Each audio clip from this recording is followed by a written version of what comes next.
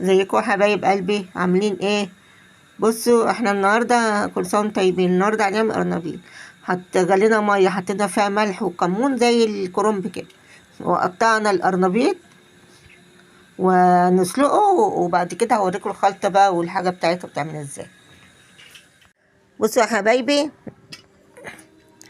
هنا اللي حطينا دقيق، الخلطه اللي هنعملها للقرنبيط، والتوابل اللي هو عبارة عن فلفل اسود وكمون وكزبرة وشوية كركم وشوية بابريكا، وده دقيق اللي هنعمله فيه زي السمك كده، في قلبيه دقيق وفي قلبيه نشا، والتوابل برضه زي حطيناها هنا. بس هنا لسه بقى ايه، هنكمل الخلطة. هنحط فص توم مع شوية خضرة، فاهمني، وهنعملهم بشوية مية، ونحط فيه بيضتين، وهنا هنطلع من هنا ان ايه، نعمله هنا زي السمك كده، نعوصه دقيق وبعد كده نقليه، بيتاكل بألف هنا والشفا. كل سنة وانتم طيبين يا حبايب قلبي. عجبكم الطريقة يا حبايبي؟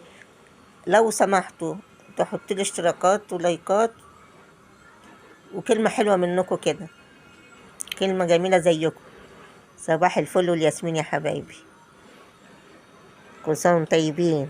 رمضان سعيد وكريم عليكم يا رب. رمضان مبارك. بصوا يا حبايبي، حطينا الدقيق وحطينا التوابل واللي حطينا خضرة، وحطينا اللي ضربنا البيض بشوية فلفل وملح حطيناه،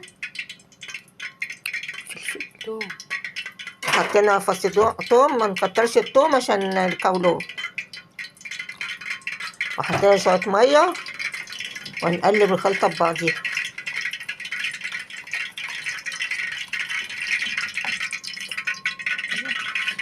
وده اللي هنعمل بيه، ده القرنبيط بعد ما استوى شلناه اهو وهنحط فيه، وده الزيت لما يتقطع هنحط فيه القرنبيط. كل سنة وانتم طيبين يا حبايب قلبي.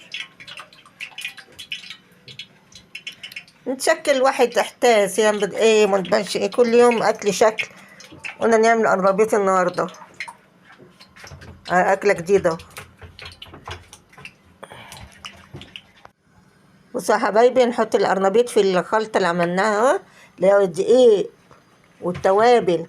التوابل عباره عن ايه، كمون وفلفل اسود وشويه بهارات وشويه كركم وشويه بابريكا وخضره وفص توم وبيض، وهنطلعه من هنا، هنحطه هنا زي السمك كده. دي برضو في قلبيه التوابل، زي ما حطيت توابل هنا حطيت هنا، بعدين بتحطوه في الزيت اهو.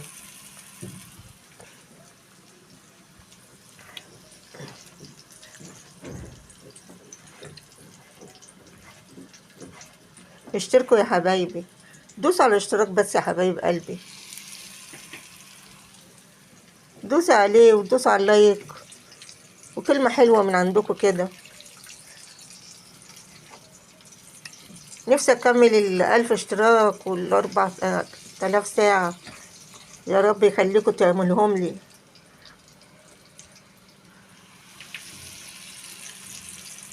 شفتوا؟ هيتحمر بقى من هنا، نروح قلبينه الناحية التانية وبعد كده نطلعه.